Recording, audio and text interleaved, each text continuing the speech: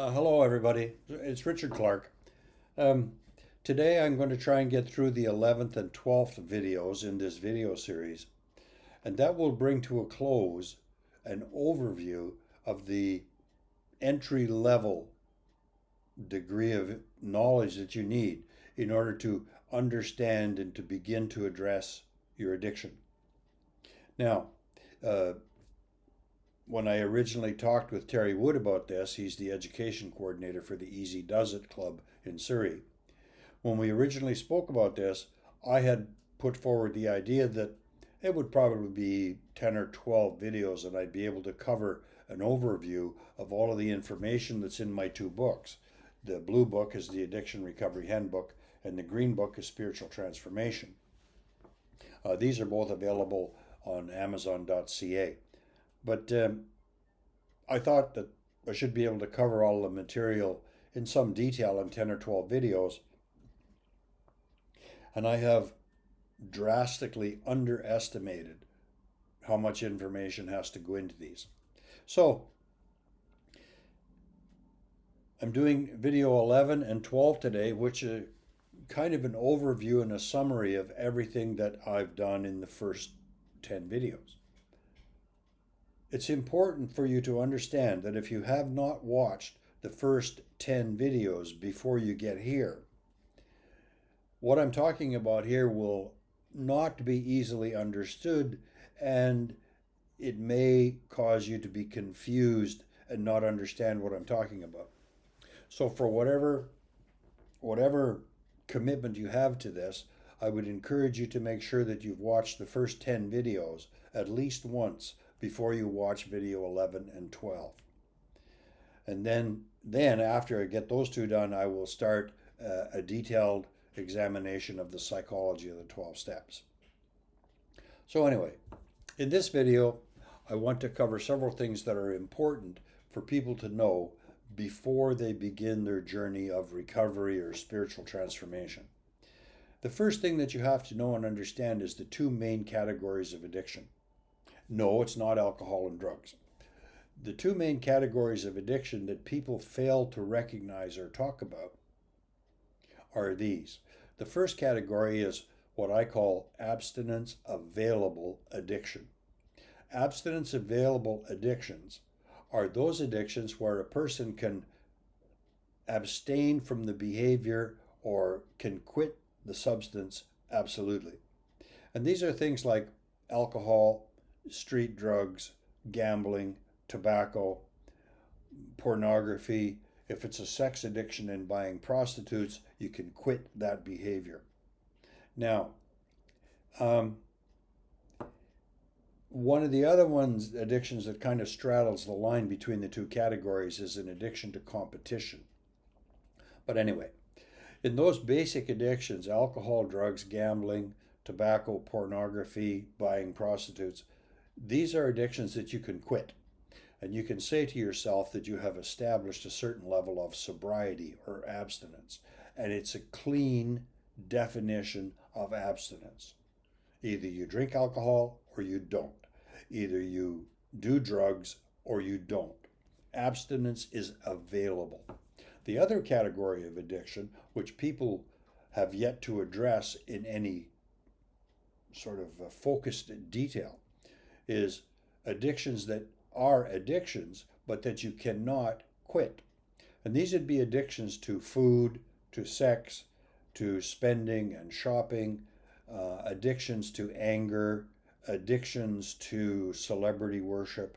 These are addictions where it's impossible for us to quit completely because of the culture that we live in.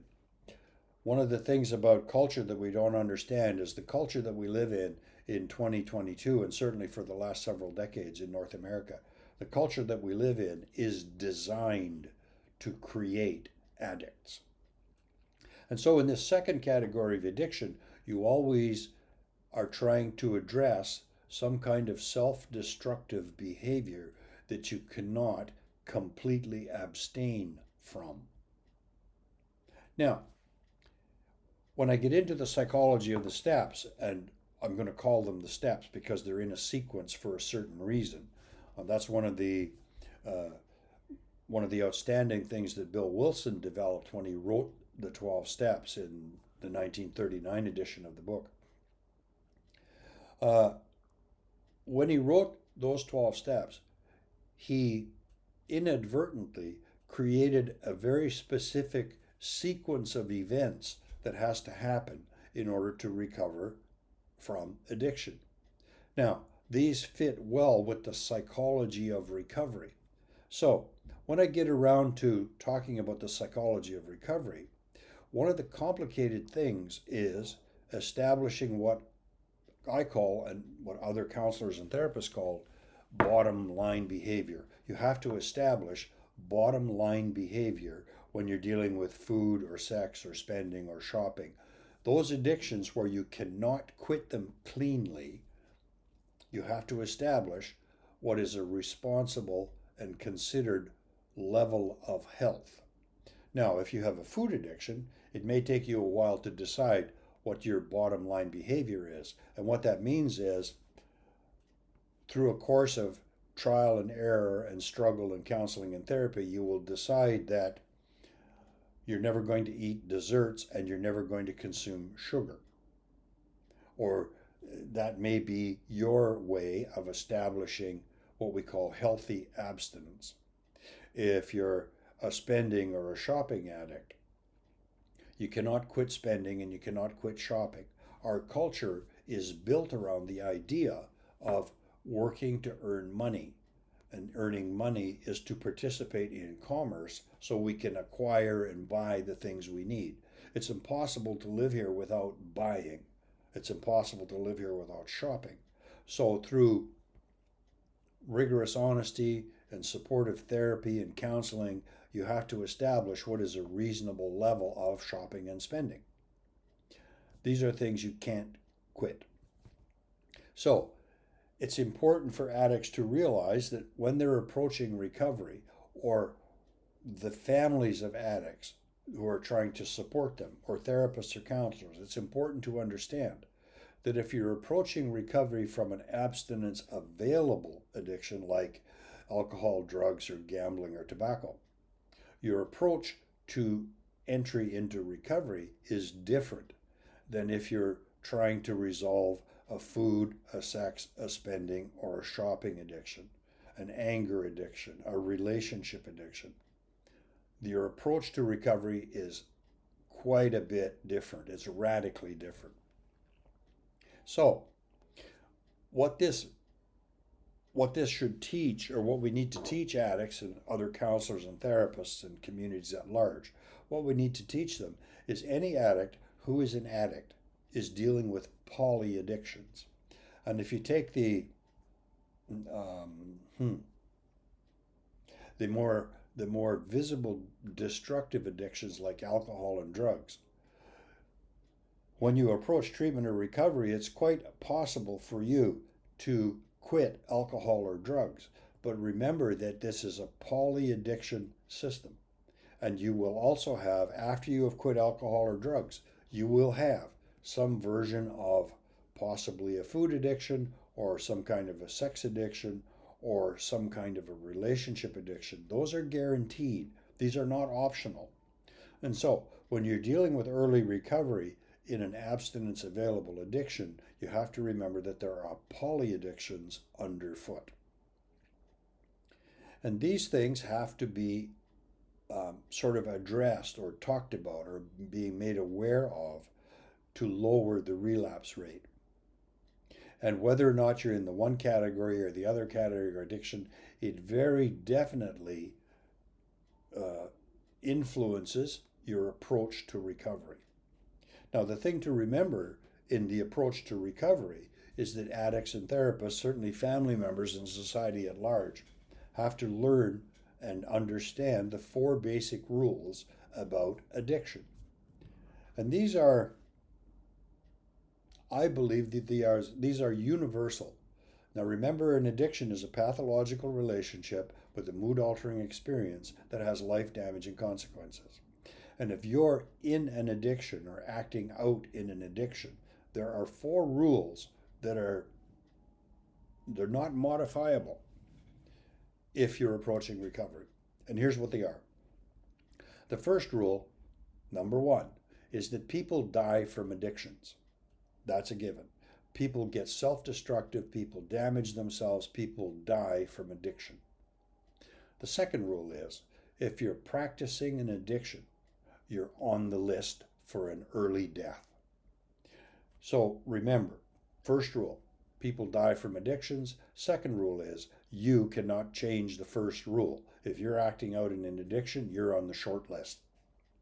The third rule is, if you're abstinent for any period of time and you relapse into your addiction, if you relapse into alcohol addiction, if you relapse into food addiction, you're doing successful on your bottom line behavior, you've established a certain amount of health in the way that you're eating, and then all of a sudden you go out and you buy 2 chocolate cakes and an apple pie and a tub of ice cream and you binge. And you do this secretly at home and you don't tell anybody. Or if you're an alcoholic and all of a sudden you drink. As soon as you relapse into your addiction, your mental condition instantly gets worse. Now, look, take the case of an alcoholic. They've been sober for a few months or a year, however long. And they wander into a bar and they buy 2 drinks. Within the next hour, they're not going to lose their job or get a divorce or default on their mortgage. So, sort of like the visible social consequences will take some time to show up. But as soon as the alcoholic takes the drink, or as soon as the drug addict does the drug, as soon as the food addict binges on food, as soon as the sex addict buys a prostitute, your mental condition instantly gets worse. And the way that it gets worse is you'll switch from honesty to dishonesty. You'll switch from responsibility to blame and complaining. You will switch from generosity and kindness to selfishness. Your mental attitudes instantly change. And the fourth rule is, if you can manage to force yourself to stay sober for just another 6 hours, if you can force yourself to stay sober just until you go to bed, if you can force yourself to not act out just for one more day, however you do that, go to a meeting, phone your best friend. If you're religious, say your prayers. If you're not religious, phone your best friend and give away your secrets about your impulse. If you can be rigorously honest and force yourself to stay sober for one more day, over a long period of time, your life will gradually get better. You have to remember these. 1, people die from addictions. 2, you cannot change the first rule. If you act out in your addiction, you immediately are on the short list for death and damage. The third rule is, if you drink or act out in any manner, your mental life instantly, and I do mean instantly, gets worse. And the fourth rule is, if you can just somehow manage to reach out, get some help, be determined, follow through on your intention, just stay sober for one more day or 6 more hours, your life will gradually get better over a long period of time. Which brings me to another thing that needs to be spoken of, is that addicts are confused about their intention. And one of the things that has yet to be explored in a lot of recovery programs is when people are in their addiction. Let's take an alcoholic, and I'm going to pick a parent. So the parent realizes that this afternoon or tonight is their child's birthday, and they're thinking to themselves, okay, I'm going to come home from work and I'm going to do this and that and the other thing, and I intend to go to my child's birthday. When the alcoholic is thinking that at 8 o'clock in the morning when they go to work, that's a sincere intention. The alcoholic is not lying to themselves. They really intend to go to work and come straight home and be there for their child's birthday, or they're going to do the Christmas thing, or they're going to do the vacation thing, or they're really not going to buy another pair of $700 shoes, or they intend to not do the destructive behavior. That intention is sincere. But then some triggering event happens. You're at work, somebody gets a big promotion, and you think, oh, I'm just going to go to the bar for a Coke. And you walk in the bar and you have a beer, and you show up at home 3 days later and you miss the birthday party. That change of intention is as puzzling to the addict as it is to everybody else. The addict, the alcoholic, who says, I'm just going to go home after work to my child's birthday.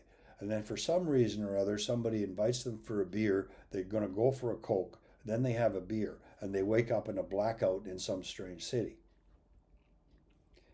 The alcoholic will be just as puzzled about what happened as the people around him are angry about what happened. Addicts have good intentions in moments of clarity. It's their addiction, it's the illness that causes them to ignore their intention. Now, in recovery, once you're established in recovery, from the first day or the second day or the first month or the second month, you intend, sincerely you intend to quit your addicted behavior and to become recovered or to work a program, whatever you say to yourself. The people who help you have to understand that the thing to watch for, what you need to watch for, what other people need to watch for, is your change of intention. That's important. And it's kind of tricky and very subtle. But if you can feel your intention or your determination weakening, that's exactly the time you need to reach out for help, which is one of the hardest things that addicts have to do. Now, the other thing, which I'll kind of close with, is one of the genius things that's written in the 12 Steps and 12 Traditions, the Alcoholics Anonymous reference text, 12 Steps and 12 Traditions, is something that was written by Bill Wilson. And scientists and therapists and all kinds of people for decades and decades have been trying to figure out where an addiction comes from. And we have all of the people that talk about trauma, and maybe that, and we have all the people that talk about lack of impulse control, and maybe that. And we have people doing genome research, and we have people studying DNA, and some chromosome is missing or broken or something. All of those may be scientifically accurate. I'm not quarreling with them. But they are only minor curiosities to me. I am not really interested in analyzing the minutiae of cellular development in what makes an alcoholic or an addict. What I am interested in is what I consider to be one of the most profound statements that Bill Wilson wrote. And it's in the 12 Steps and 12 Traditions, and it's on page 80. And I'm going to read it to you in detail because it's important. He wrote, "Since defective relations with other human beings have nearly always been the immediate cause of our woes, including our alcoholism, no field of investigation could yield more satisfying results than this one." End of quote. Now, if you don't know the steps, step 8 is about understanding how you harmed people in relationships and where you were at fault for hurting other people in your relationships, and the intent in the next step is to make amends for that harm that you caused.